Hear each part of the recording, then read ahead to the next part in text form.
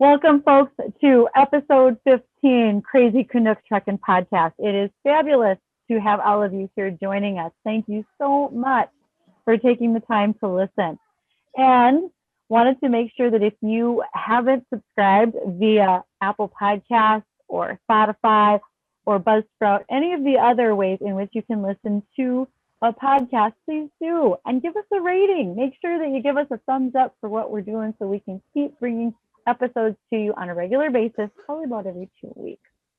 And if you have any suggestions, questions, or ideas, we would love them to come to us through Crazy Canuck Truckin' at Gmail. And all of those things are in our show notes right now. So we always start out with a 10 code.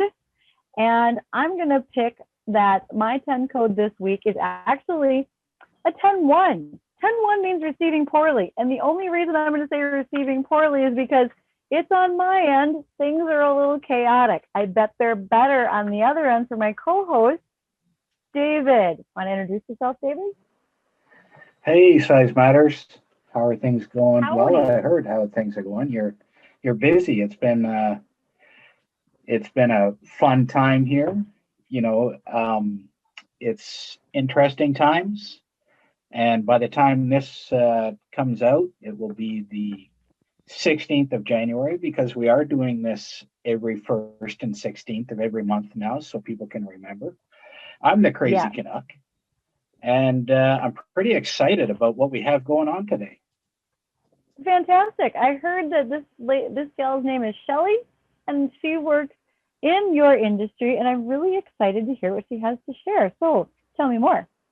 Well, Shelley is somebody I've known for a number of years, and so I will just jump right into the introduction here. Shelley Uvanile-Hesch is the CEO of a nonprofit organization called the Women's Trucking Federation of Canada, with a mission to bridge barriers, empower women, and provide a positive platform for education, mentorship, networking, and development within the trucking and transportation industry. Shelley has demonstrated history of supporting the transportation, trucking, railroad industry as a reputable and respected leader, spokesperson, keynote, and professional driver. Well versed in the undertaking of several charitable initiatives, community campaigns, and public outreach. She is skilled in management, speaking, leadership, safety, and training.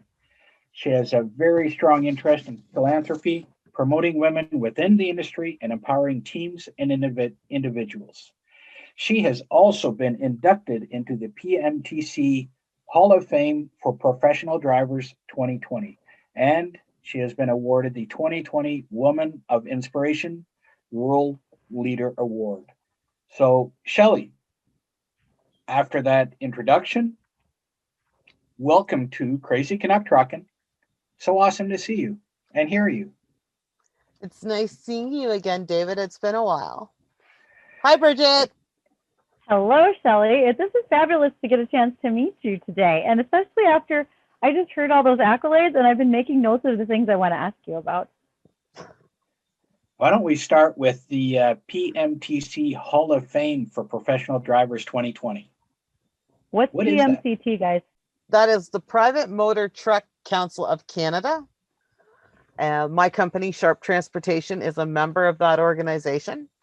And this past year, I was inducted into the Professional Drivers Hall of Fame. In order to be inducted into that, you have to have over 20 years behind your belt and a good safety rating and miles. So it's a pretty big honor to be inducted into that Hall of Fame. How many people get inducted on an annual basis? What's the small size of class that you get to be a part of? I believe this year there was 3 of us. Sometimes there's only 2, sometimes there's 4. But to my knowledge, right now I'm the only female in the PMTC Hall of Fame. Wow. That's fantastic. Now tell me, why? What were they thinking when they said we really want Shelley in the Hall of Fame? What was the criteria for you to do that? Your company nominates you. So it's up to each individual company to nominate one of their drivers or two of their drivers, whatever they want. They have to be a member of the PMTC in order to put a driver in for that award. And they also do a Dispatcher of the Year award as well. So it's pretty exciting to know that your company believes in you enough that they nominate you for awards such as that. How long do you wait? Have you had an idea that this might happen and maybe it's been on the burner for a year or two, or is it you get nominated this year and you're in? Is it a surprise? Do you know anything about it? No, you don't know anything about it. It's done yearly on a yearly basis. So this year, because of COVID, it was a little different. Normally, it would have been an in-person event. So we were told probably, I think, 2 months in advance, just so that recordings and stuff could be done for the event. But normally drivers are notified like a couple weeks in advance. So I got a beautiful trophy, a lovely jacket to keep me warm and dry. So yeah, it's pretty exciting. Okay, so I might maybe talk too much here because I'm always excited when I get to talk to another female in an industry like this. But how'd you wind up doing all of this stuff? A fluke and a prodding by friends. Funny, that's how I got my job. So tell me more about yours. Well, which one do you want to talk about? My driving job or my CEO job? Well, let's start at the beginning. Let's start where you started off. Like, how long has your career been? When did you get into it? When I turned 20, the beginning of Shelley. When I turned 21 years old, my first thing, actually the same day as my birthday, I got my BZ license, so I could start driving a school bus. So that's how I got started. Eventually worked up to doing some coach work as my children got older. Then I went into a six-wheeler. And then eventually fulfilled my dream of being in a big truck. How long did it take you from age of 21 until you got into a semi? Or semi, Bridget? How many years was that? For me. Oh, geez. So I've been in a big truck now 22 years, I think. Something like that. 22, 23 years. You lose track of time after a while. So everybody, whether you drive a pickup or a tractor, you always have your favorite brand. So what's your favorite? Oh, I'm a Star girl. She is a Star girl. And we have pictures of the Western Star that we are going to have with the podcast when we're doing the promotion and stuff like that. So it's going to be, and it's a beautiful truck. You know what? Why don't you tell us about that truck? Okay. I'd like to hear that. Yeah, Miss Destiny Star. She was my dream truck. I had this vision of wrapping a transport dedicated to the women of the industry. And I'd mentioned it to several people, and everybody told me I was nuts. Like, why would I want to drive a truck like that? Who even wants to see one? It's not needed. And it's a lot of money to wrap a truck. So I was starting to get a little discouraged. And finally, I was talking to the salesman at the dealership where my truck came from. And I had said to him about my idea. And he said to me, well, you know Kelly Platt. He says, why don't you reach out to Kelly, who at that time was the president of Western Star. And I had met her a couple of years previously at a women's conference in Toronto. So I thought to myself, well, I've got nothing to lose. She's either going to say yes or no. And she said yes, and now kind of like the rest is history. The truck was done. That is actually real women on that truck. They are members of my organization. So they're not stock photos. You're actually looking at the real deal on there. And that truck gets a lot of recognition everywhere it goes. People wanted pictures when it first hit out. I got stopped at scales because they just wanted to be able to take a picture of me, of the truck, and themselves with the truck. So. Okay, so first of all, the women that are on the truck, names, who they are, anything you can share about that? Okay, we have Samantha on the truck. Samantha is a diesel technician. Okay. We have Emma on the truck. Emma is a teacher.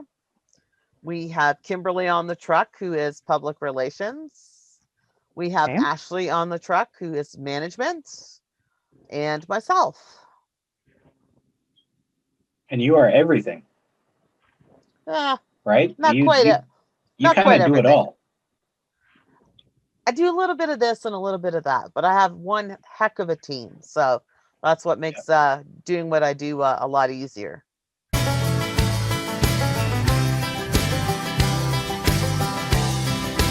So tell me about Women's Trucking Federation, the origins. How long has the organization been in existence? What are the things that I would love to know about this group? The Women's Trucking Federation was started in 2015. I officially incorporated in 2016. So we are officially 4 years old. We'll be 5 years old in March.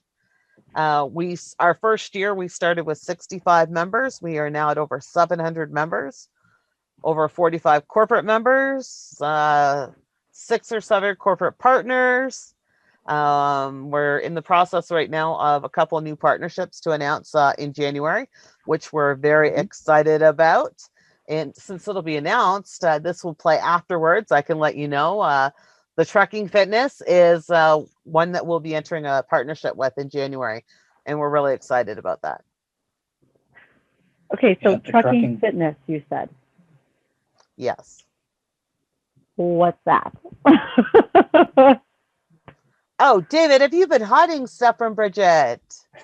Well, I'm so new. I'm going to ask questions just by the multitude, and you can see me writing notes over here like a college student. So, yeah, I haven't been too vocal about Trucking Fitness program yet, but it is run by a young guy named Mark Manera, and it is an app specifically designed for truckers.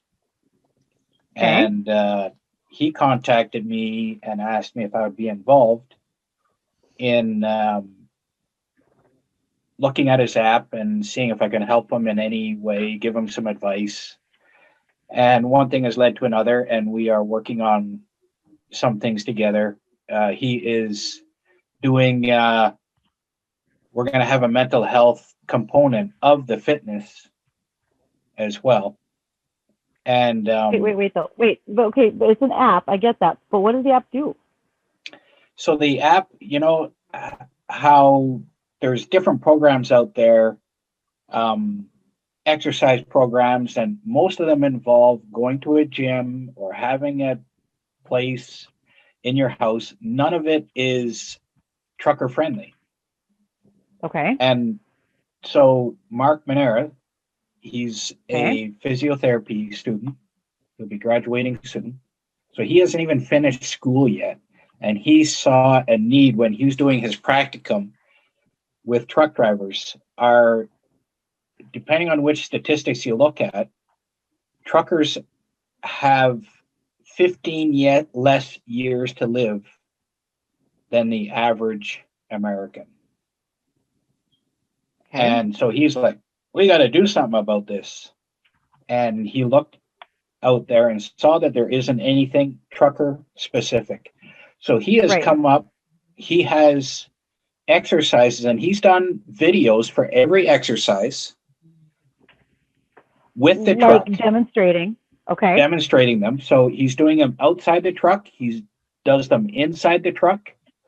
And the only thing you need to do these exercises, one of those rubber bands. And you don't even need that. That's the only piece of equipment that he says you need to take with you if you want to do some resistance band training. But otherwise, everything is set up. It goes through different exercises that every trucker in every condition can do. And so it's really cool. And he has been talking to Shelley as well. And now it'll be, by the time this podcast comes out, they have partnered up together, and there will be a discount for Women's Trucking Federation of Canada members to buy into his program, into his app. And another really cool thing about the app is there's an accountability group So everybody that signs up gets put into an accountability group of like-minded or same body type or whatever, same interests, and you have an accountability group to be talking to and saying, hey, like, need a little bit of motivation today, or somebody else will say, hey, I've been trying this and this is really working. And there's also a whole component on diet.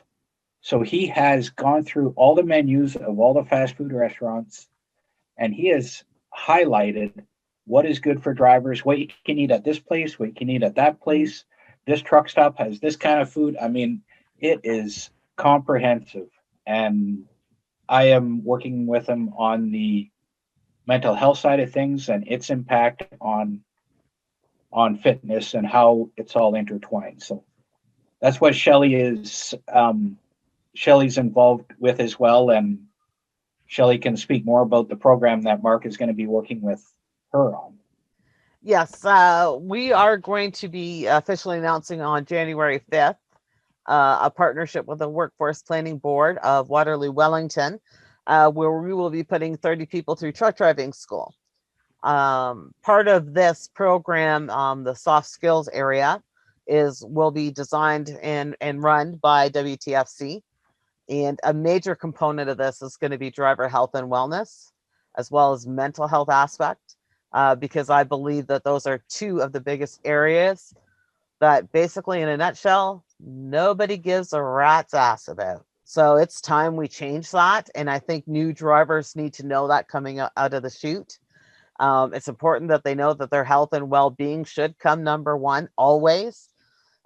Everything we do isn't just about road safety. It also has to include personal safety, and that's your health and mental well-being.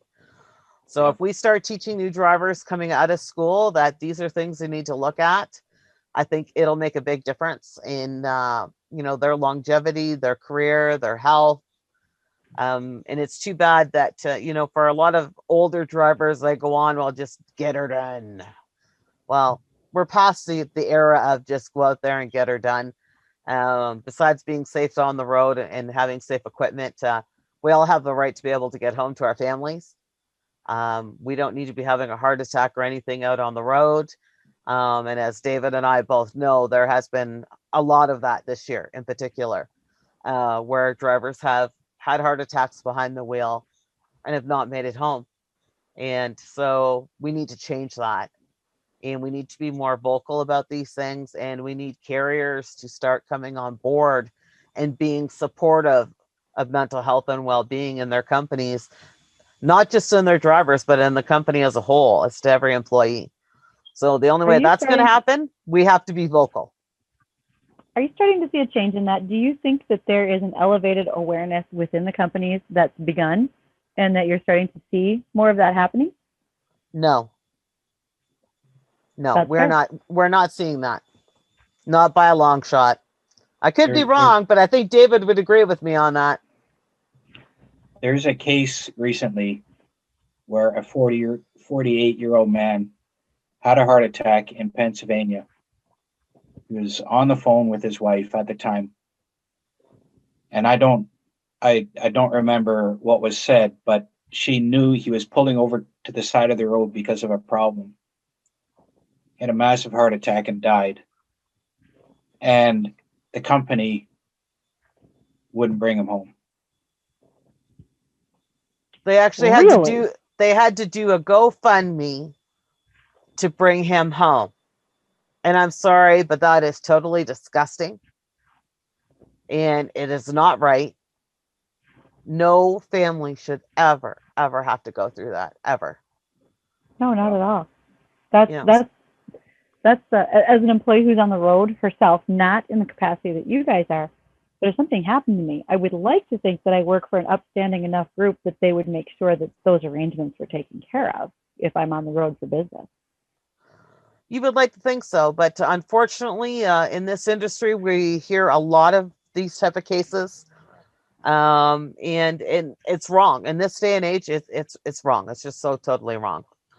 And they kind of wonder why drivers are scoffing at these pound thank a trucker posts or hashtag thank a trucker. If you're not going to change everything about our industry, just because COVID's on, don't be going around saying that just to make yourself look good. If you're saying that, you better be standing behind it. Yeah. No kidding, because otherwise it's empty words. That's just it. It's empty words. Like we hear from drivers right now that, they don't even have access to a washroom in their own terminal, let alone at a truck stop or a gas bar or restaurant out on the road. So we need to really start supporting our drivers. It just makes sense. They're human. Yeah, no kidding. To me, Bridget, it's even worse when a company is saying thank a trucker, or they're so appreciative of truckers and all this nonsense, and then their actions are the opposite. Yep. That is far worse than if they just kept their mouth shut. Then I'd rather just, just keep quiet about it, please.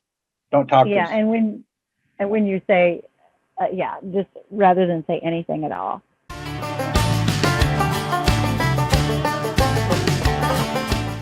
So let's get back to the Women's Trucking Federation of Canada. You started in 2015. That was a big jump. What helped propel you to make that jump from being a driver? We can tell you have a passion for the industry and you love to try and help other drivers. What was a big push to get you to that point? Because it's not an easy thing to start an organization like this, and now it's grown to be a huge organization. What can you tell us about that, Shelley? It was really difficult when I first got started because people look at you as just a driver. They can't see past that. They can't see that you have any value or knowledge. But I just started out by doing a lot of networking events, attending industry events, safety meetings, gaining some knowledge in some areas that I didn't already have. Getting a couple really good, strong mentors that believed in what I did, that, we needed to fix our industry from the inside out, that women belong in this industry, and that, we need to be involved with youth in our industry. So that took a little bit of convincing. A lot of people will say that I'm blunt. I'm brutally honest. So I think that's just brings a different perspective to any type of meeting. I can talk about our industry. I don't sugarcoat anything, but I still have the ability to make people love the industry after I'm done speaking somewhere, even though I won't lie about what goes on in our industry. So I think that makes it a little bit easier. And what made me make the final jump was I was just about ready to give up. I had decided that, I was being turned down in so many different places. And I'd said to my dad, and my dad was on his deathbed at the time, I'm like, Dad, I think, this just isn't going to work. I don't know how much more of I can take.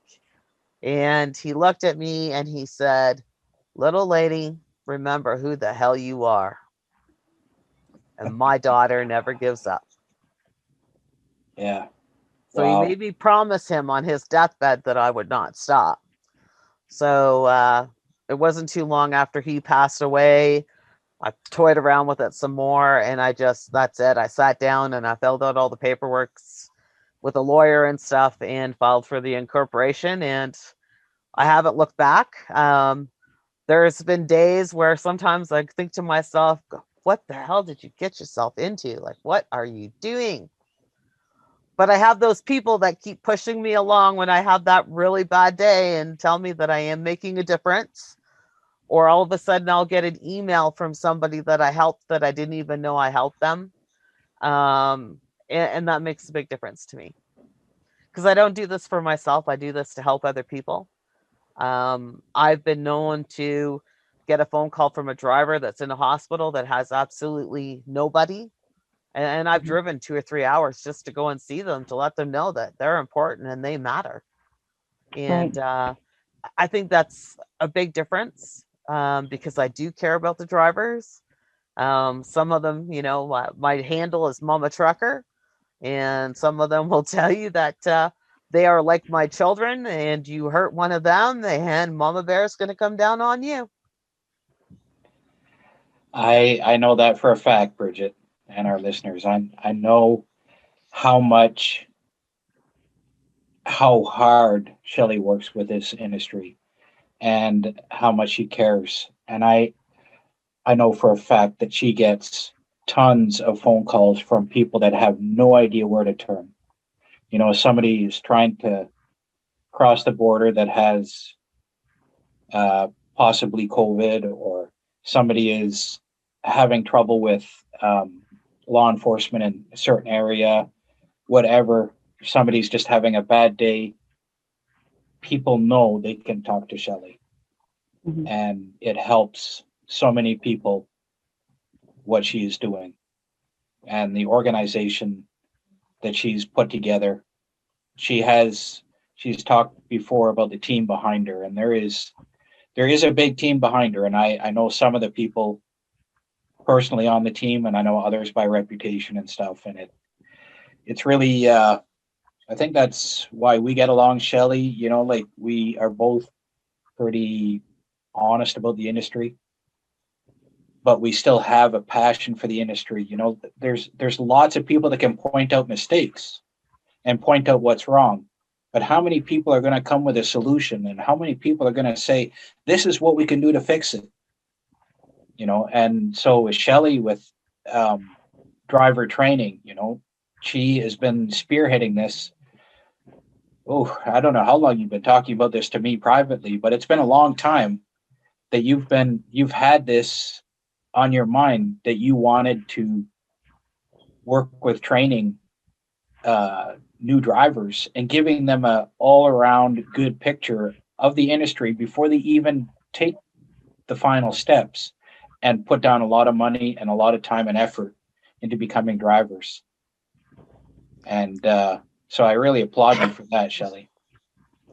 Thanks, David. I think it's really important that as an industry, we're honest about who we are and what we have to offer. Because let's face it, David, you and I both know this job is not for everybody. Yeah. It can be a very difficult lifestyle. It's broken marriages. It has destroyed relationships between parents and their children. So it does take a special breed of person, if you want to call it that, willing to do this job. And as we have a younger generation coming up, people say that they're the Mimi generation. Okay, sure. Maybe they are on some things. But let's face it, in reality, how many of us have sat there and gone on about our job and it's not right or it's not safe, but we just get up and go to work and do it anyways? The difference between this new generation and us is they're willing to speak up and be vocal about it. Yeah. We just all sit behind the scenes and discuss it, and we never have strong enough faith in ourselves to say this is wrong and this needs to stop. So are they Mimi? No, I don't think so. Well, look at our new guy, Mark, that's running the trucking fitness app. He's early 20s. Like, he's a very young generation, and he's not even out of school, and he's doing this. He can see what needs to be done to make a difference, and not afraid to step up to do that, I think, is what's huge. Yeah, it's awesome, And so often, people can complain, and we in the trucking industry have sometimes been the worst promoters of our own industry, because too many people want to just complain instead of pointing out what's also good about the industry. Right. There can be long hours. It can be away from home. It can be different things. Well, what about all the positive? And I think that's what Shelley brings, the honesty, but the positivity as well. And I like to think, it doesn't matter what industry you're in. Every industry has negatives. They also have positives. So we need to focus a little bit on both, and be a little bit more encouraging to people that want to come in. I think one area that our industry in particular is lacking is the fact that we don't do anything with youth anywhere. We have totally gotten out of the public school system, the high school system. They don't know anything about us. And what they do know, I can tell you from the thousands of kids I've talked to, is you cause rollovers, you have wheels offs, you kill people. And that's just because that's what they learn from the general media, right? Mainstream media has done that to this industry. So we need to start being more vocal. We need to start getting in the face of the mainstream media, and which, David, I'm really good at because I don't leave them alone, and start promoting the good stuff that we do. Like, the convoys that we all do, the Special Olympics convoys, the Trucking for a Cure convoys, Kids for Change, the hundreds of thousands of dollars that drivers give back to their own communities every single year. You don't see that on mainstream media.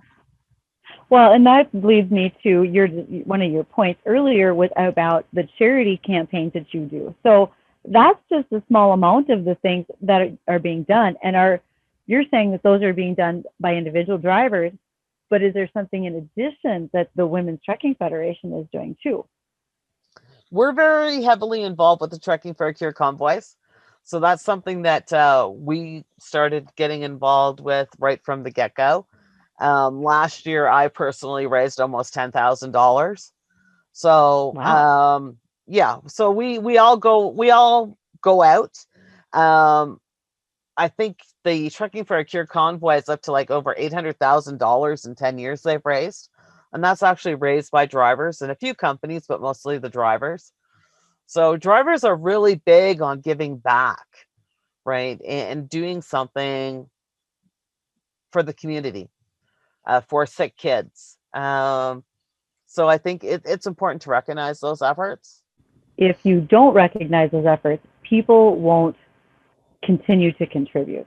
So I think it's huge that you do that and make sure people are well aware. I think so. And I think, I was talking to some of the newer generation, and they are very big on giving back, whether it's to the homeless. They do a lot of walks and runs. So I think it's important for this industry to get the knowledge out there that we do a lot of this stuff, and we have been for years, many, many years. So it's not something new to us. You'll see drivers, like when we're down south, as we call it, down in the USA, St. Christopher's Fund is often doing bracelets and different things at the truck stops. Drivers will buy them. It doesn't matter whether we're a Canadian driver or US driver, everybody buys them. We chip in. We'll be in the truck stops at Christmas time, and every single one of them's doing a toy drive for somewhere. You're giving it almost every single one that you go into, right? And then we come home and we're doing the stuff here at home. A lot of companies are doing a toy drive or something like that. So you're buying a toy, you're contributing money for that. And we don't do it because it's expected of us. We do it because we generally care about the people around us and we want to give back. I think what you're saying is huge. And it would be in any industry. The good doesn't get talked about enough. So I like that a lot. I like all the things that you're doing. And I like the promotion of the Women's Federation or the Trucking Federation. It's not something I would have thought of. So holy cow, wow, congratulations, Shelley, for being the person to bring this one forward, and really want to make sure that others are aware. Thank you. We quite often will get people that tell us that we're putting a division by calling it the Women's Trucking Federation of Canada. The name wasn't right. And, to those who have that thought process, let me explain it to you in a very simple, easy to understand way. We fight for the same issues that affect all drivers, regardless of whether you're male or female. But some of these issues affect women way more than they affect men. And we need to be that voice. And the thing is, boys, you had the opportunity for many years. You didn't speak up. The women are speaking up. We are fighting to get the things that drivers have been deserving for years, regardless of what sex you are. We were a part of the tax meal increase for income taxes. Our voice was there at that table. Our voice was heard. We've been at the MTO meetings in the province of Ontario about truck parking, rest areas. Our voice is being heard. We are getting calls from them. We get asked questions. So we are heavily available to both provincial and federal government, and we're also involved in provinces across the country now. So we are getting heard. So you need to be vocal, and we need to do it in a professional manner in order to keep our voices being heard. And we strongly encourage you to join us, become a member. It's $25 a year. There's so many perks for you. It's unbelievable. And you actually are getting a voice at the table because we are being heard. We are being listened to. And if you ever take a look sometimes at the news briefs that are coming out or news releases from the province of Ontario, especially, you will see us mentioned in there. You will see quotes from us in there. So we are trying. We're not saying we're perfect, and we're not always going to get everything right, but we are trying to make a difference for everyone in the industry. I'm so glad you did that plug for pay your $25 dues. Let's get this done, because that was going to be my next question, was how to get people involved, and you just did it. Well, I think what a lot of people don't. Canadian. Yeah. 25 bucks Canadian. So that's like $5 US, right? Yeah, probably something like that. And the thing is that my whole board volunteers their time. I am not paid to do this. So all the membership dollars go back into WTFC. It goes into our website. It goes in to pay for learning materials, teaching materials, stuff at events, stuff to get the word out there. It pays for our website and stuff like that. So really, you're not doing it because you're paying me to do something for you. You're doing it to bring awareness about what our industry does. That's awesome. Yeah, absolutely. And I think that in my career, 32 years in driving trucks, I think, in all honesty, the biggest change in our industry has come about because of more women in the industry. And I've said it many times before, where dispatcher boss could tell a guy, get in the truck and just go, like, just shut up and drive. And thankfully, the younger generations and women have stood up and said, excuse me, you want me to do what, where, when, how? Like, really? And I'm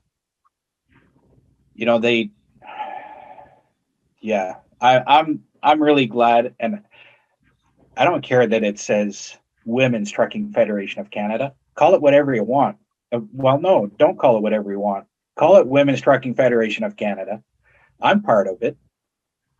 And there's no barrier to me signing up or any other guy signing up, or like, it doesn't matter, and it's time to get rid of the egos out of the industry and actually get change done. And there's a lot of qualities with your board that really help with that, that help us drive the industry forward instead of getting stuck in the same old stuff, the same old issues that some people want to bring forth.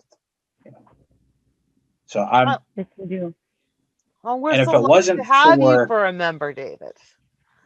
And just to say that 25% of our membership is male, because there are some very supportive men in our industry. So let's not forget about those great, awesome guys that are supportive of the women. David's one of them. And they need to be recognized too, because it's not always an easy thing.